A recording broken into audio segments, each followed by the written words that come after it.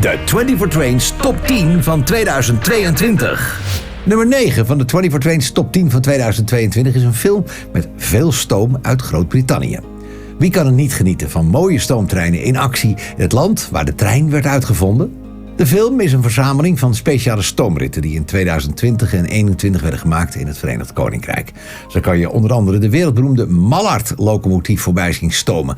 Deze blauwe lok is nog steeds de wereldrecordhouder van de snelste stoomlok ter wereld. Hello and welcome to Sight and Sound of Steam 2020 and 2021.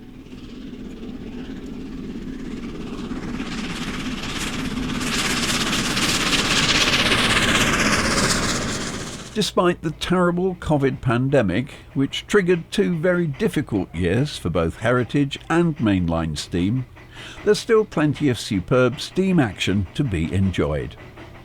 This programme follows the rest of the series and is produced without distracting commentary, but with locations and locomotives captioned. So sit back and enjoy the sight and sound of steam.